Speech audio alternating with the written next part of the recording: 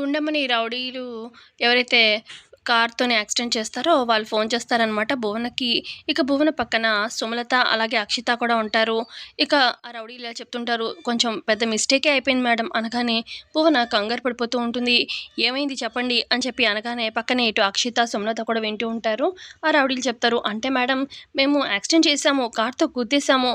కానీ ఆవిడ మోస్ట్‌లీ చనిపోయేలాగే అనిపిస్తుంది మేడం. ఆ రేంజ్‌లో మేము గుద్దేసొచ్చాము. అదే కొంచెం మిస్టేక్" అని చెప్పి అనగానే, "అయితే పర్వాలేదు. మాకు కావాల్సిన దానికన్నా ఎక్కువే చేశారు.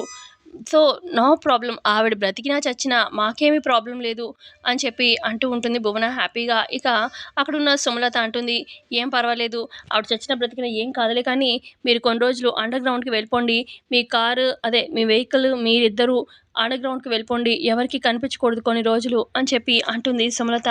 "అలాగే మేడం" అని చెప్పి ఇక వాళ్ళు చెప్తారనమాట. "అంటే మేము గుద్దేసొచ్చాము. అక్కడ చుట్టూ జనాలు కూడా గుమిగూడారు. మా కార్‌నైతే చూసారు" అనగానే, "కార్‌ని చూసిన వాళ్ళు మిమ్మల్ని చూడకుండా ఉంటారా?" అని చెప్పి అక్షిత అంటుంది. "ఏమో మేడం పట్టించుకోలేదు మరి" అనగానే, "సరే ఏదైతే అదైంది. మేము చూసుకుంటాం కానీ మీరు అండర్ గ్రౌండ్‌కి వెళ్ళిపోండి" అని చెప్పి వీళ్ళు ముగ్గురు చెప్పడంతోని అలాగే అని చెప్పేసి వాళ్ళు ఫోన్ పెట్టేస్తారు. ఆ తర్వాత అక్షిత అంటుంది, "పోన్లేండి ఆంటీ మనం మంచిగానే ప్లాన్ చేశాము. ఇదంతా భువన వల్లే" అని చెప్పి అనగానే అప్పుడు సుమలత, ఫస్ట్ టైమ్ నువ్వు ప్లాన్ చేసావు భువన. అయినా కూడా సూపర్‌గా బంపర్ ఆఫర్‌గా భలే బుక్ చేశావు. ఈ గుండమ్మకి ఏదైనా అయితే ఇక పల్లవి అసలిక అది విన్ అవ్వడం కాదు గదా! అసలు కాన్సంట్రేషన్ చేయలేదు. గుండమ్మకి ఇలా పెట్టుకొని ఇంక అది ప్రాక్టీస్ ఏం చేస్తుంది అని చెప్పి అంటుంది అక్షిత కూడా. "అవును. ఇక గుండమ్మకి ఏమన్నా అయితే అసలు దానికి టైమే ఉండదు. గుండమ్మని చూసుకోవడమే సరిపోతుంది. సో, ఖచ్చితంగా నువ్వు ఈ కాంపిటీషన్‌లో నువ్వే విన్ అవుతావు. చరణ్‌కి నువ్వే దగ్గరవుతావు" అని చెప్పి ఇద్దరు చెప్తూ ఉంటారు భువనకి. ఆ గుండమ్మ చస్తే బావుండు అని చెప్పి అనుకుంటూ ఉంటారు ఈ ముగ్గురు. మరోపక్క ఇటు పల్లవి, అలాగే ఇటు చరణ్ ఇద్దరు కలిసి హాస్పిటల్‌కి తీసుకొస్తూ ఉంటారనమాట. హాస్పిటల్ స్ట్రెచర్ మీద గుండమ్మని డాక్టర్, డాక్టర్ అనుకుంటూ వస్తూ ఉంటారు హాస్పిటల్‌లోకి. "అమ్మ లేమ్మా" అని చెప్పి పల్లవి ఏడుస్తూ ఉంటుంది. ఈ లోపల డాక్టరొస్తారు. "ఏమైంది?" అనగానే, "యాక్సిడెంట్ అయింది మేడం. కారు గుద్దేసి వెళ్ళిపోయింది రోడ్డు మీద అలా వస్తుంటే" అనగానే, "సరే వెంటనే ఐసీయూలోకి తీసుకెళ్ళండి. షిఫ్ట్ చేయండి పేషెంట్‌ని" అని చెప్పి నర్స్ వాళ్ళకి చెప్తుంది ఈ డాక్టర్. ఇక డాక్టర్ తన ట్రీట్మెంట్ స్టార్ట్ చేస్తుంది. ఇక ఐసీయూ బయటే ఇటు పల్లవి, చరణ్ వెయిట్ చేస్తూ ఉంటారనమాట. పల్లవికేమో చాలా టెన్షనొచ్చేసి బాధ చేస్తూ ఉంటుంది. ఏమవుతుంది వాళ్ళ అమ్మకి అని చెప్పి ఏడుస్తూ ఉంటుంది. ఇక పక్కనే ఉన్న చరణ్ ఏమో ఓదారుస్తూ ఉంటాడు. "ఏం కాదులేండి, ఏం కాదులే" అన్నట్టుగా ఓదారుస్తూ ఉంటాడనమాట. ఇక డాక్టర్ ఏమో కొంచెం క్లీన్ చేసి ఎక్కడైతే దెబ్బ తగిలిందో అదంతా కడుతూ ఉంటారనమాట గుండమ్మకి. ఇక ఈలోపు డాక్టర్ బయటకొస్తారు. "ఎలా ఉంది మేడం? మా అమ్మకి ఎలా ఉంది?" అని చెప్పి అడుగుతూ ఉంటుంది పల్లవి. ఆవిడకి కొంచెం మేజర్‌గానే యాక్సిడెంట్ అయింది. బ్లడ్ అయితే బాగా పోయింది. ఆవిడకి అర్జెంట్‌గా బ్లడ్ ఎక్కించాలి. ఆవిడకి బి నెగెటివ్ బ్లడ్ ఎక్కించాలి అని చెప్పి నర్స్‌కి చెప్తూ ఉంటే, "మేడం ఆ బ్లడ్ మన అంటే హాస్పిటల్‌లో లేదు మేడం. స్టాక్ తెప్పించాలి" అన్నట్టుగా చెప్తూ ఉంటే, "మేడం ఆ బ్లడ్ గ్రూప్ నాదే మేడం. మా అమ్మకి నేను బ్లడ్ ఇస్తాను, బ్రతికించుకుంటాను" అని చెప్పి అంటుంది పల్లవి. "సరే పదమ్మా లోపలికి పద. మరి బ్లడ్ తీసుకుంటాము" అని చెప్పి డాక్టర్ అనంతోని పల్లవిని లోపలికి తీసుకెళ్తారు. ఇక పల్లవి ఏమో బ్లడ్ డొనేట్ చేస్తూ ఉంటుందనమాట. ఒక ప్యాకెట్ బ్లడ్ డొనేట్ చేస్తుంది. ఇక గుండమ్మకి ఎక్కిస్తూ ఉంటారు. ఇక పల్లవి ఏమో బయటకొచ్చేస్తుంది బ్లడ్ అంతా డొనేట్ అయిపోగానే. ఇక గుండమ్మ కండిషన్ ఎలా ఉంది? ఏమైనా చెప్తారేమో అన్నట్టుగా అక్కడే పల్లవి వెయిట్ చేస్తూ ఉంటే, ఇటు చరణ్ కూడా అక్కడే ఉంటాడు. ఈలోపు ఇన్ఫార్మ్ అవుతుందనమాట. గుండమ్మకి ఇలా అయిందని చెప్పి ఆదిత్య వాళ్ళకి. ఇక ఆదిత్య, వైష్ణవి, అలాగే ఆదిత్య వాళ్ళ ఫాదర్ ఉంటారు కదా శ్రీనివాసరావు, ఆయన వాళ్ళు ముగ్గురు వస్తారనమాట హాస్పిటల్‌కి. ఇక ఆదిత్య రావడంతోని నాన్న అని చెప్పి ఆదిత్యని పట్టుకొని అమ్మ, అమ్మ అని చెప్పి ఏడుస్తూ ఉంటుంది. ఇక ఆదిత్య కూడా పట్టుకొని ఏడుస్తూ ఉంటారు గుండమ్మకి ఇలా అయిందని చెప్పి. ఇక అక్కడున్న శ్రీనివాసరావు, "అసలు ఇదంతా ఎలా జరిగింది? ఏమైంది?" అని చెప్పి అనగానే, "కారు గుద్దేసి వెళ్ళిపోయిందండి" అని చెప్పి చరణ్ అంటూ ఉంటాడు. ఇక అక్కడే ఉన్న వైష్ణవి చాలా షాకింగ్‌గా చూస్తూ ఉంటుంది. "కానీ మీ ఇద్దరు ఇక్కడెలా?" అని చెప్పి అడుగుతూ ఉంటే, అప్పుడిక చెప్తాడనమాట చరణ్. "యాక్చువల్‌గా అదే రూట్‌లో ఎక్కడైతే యాక్సిడెంట్ అయిందో నేను, పల్లవి అటువైపుగానే వెళ్తూ ఉన్నాము.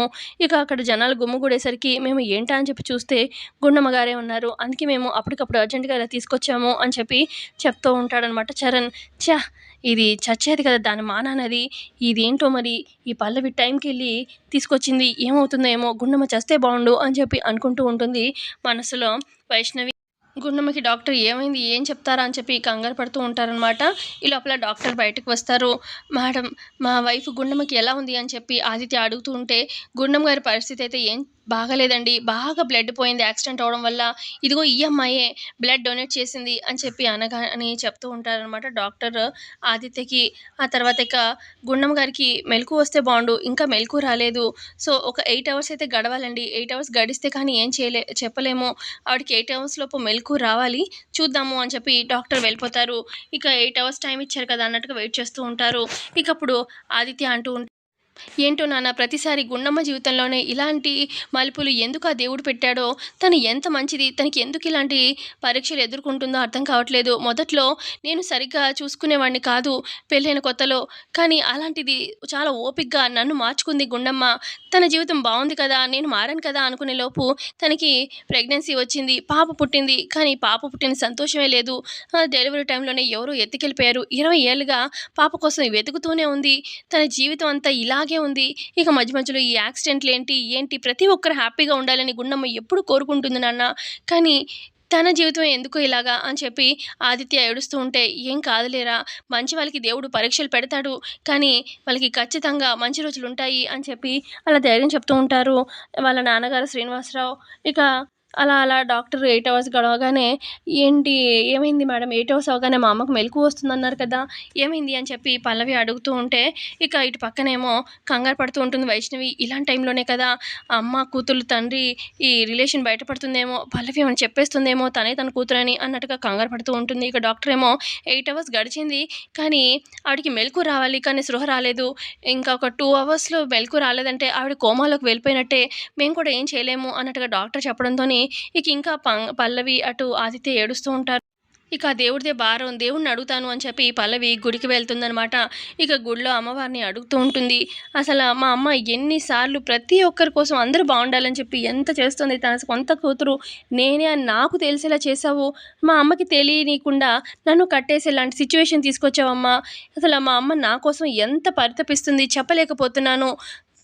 మా అమ్మకి ఎలాగైనా మా అమ్మ బ్రతకాలి. నా ప్రాణాలు పోతే కానీ మా అమ్మ బ్రతకదు అంటే, నా ప్రాణాలు తీసుకో. నాకు ఈ ప్రాణాలతో ఉపయోగమే లేదు. నేను చనిపోతాను. నా ప్రాణం తీసుకో అని చెప్పి అక్కడ రాయి ఉంటుంది. రాయికి తల బాదుకోబోతూ ఉంటే పల్లవి ఈ లోపల అక్కడికి చరణ్ వచ్చి చేయి పట్టి ఆపుతాడు. "ఏంటి పల్లవి ఏం చేస్తున్నావు నువ్వు?" అనగానే, "నాకు ఆ ప్రాణం వద్దు చరణ్. మా అమ్మ కోసం నేను ప్రాణాలు ఇచ్చేస్తాను జరుగు" అని చెప్పి మళ్ళీ తల బాదుకోబోతూ ఉంటే మళ్ళీ చరణ్ ఆపుతాడు. "ఏంటి ఆవిడేమైనా నీ సొంత కన్న తల్లా ఏంటి? ఎందుకంత విలవిల్లాడిపోతున్నావు?" అని చెప్పి చరణ్ అనగానే, "అవును తన కన్న తల్లే. ఇక్కడున్న తల్లి కన్నా చాలా చల్లనైన తల్లి. అందరూ బాగుండాలని కోరుకునే తల్లి. అలాంటి తల్లి బాగుండాలి. ఆవిడ కోసం నా ప్రాణాలు పోయినా పర్వాలేదు" అన్నట్టుగా అలా కవర్ చేస్తూ ఉంటుందనమాట పల్లవి. ఇక ఈలోపు గుళ్ళో పంతులు గారు చూసి, "అమ్మా నువ్వు ఇలా చేయడం కరెక్ట్ కాదు. హాస్పిటల్‌లో మీ అమ్మగారు ఉన్నారని అర్థమైంది. ఇక్కడున్న ఈ అమ్మవారు ప్రాణాలు తీసే దేవత కాదు, రాక్షసి కాదు. మనసున్న తల్లి. ఆవిడకి నువ్వు ప్రదక్షిణాలు చెయ్యి. తడి బట్టల మీద ప్రదక్షిణాలు చెయ్యి. 9 ప్రదక్షిణాలు చెయ్యి. ఇక్కడ ఉన్న అఖండ దీపం వెలిగిచ్చు. అఖండ దీపం వెలుగుందంటే మీ అమ్మగారికి ఏ ప్రాణం డోకానే ఉండదు. ఆ విధంగా చెయ్యి" అనగానే, "అయితే ఫలితం ఉంటుందంటారా?" అని చెప్పి అంటూ ఉంటుంది అడుగుతుంది పల్లవి. "ఆ అమ్మవారి మీద నువ్వు భారం వెయ్యి. ఖచ్చితంగా అమ్మవారు నీ మొర ఆలకిస్తారు" అని చెప్పి అనగానే, "అలాగే" అని చెప్పి ఇక పల్లవి వచ్చి నించుంటుంది. ఇక చరణేమో అక్కడ బిందెలో నీళ్లుంటాయనమాట. పల్లవి తల మీద పోస్తూ ఉంటాడు. ఇక ఎపిసోడ్ అక్కడికి ఎండ్ అవుతుంది. సో చూద్దాము మరి కమింగ్ ఎపిసోడ్‌లో ఏం జరగబోతుంది? ఇంకేం ట్విస్ట్ ఉండబోతుందో? So thanks for watching.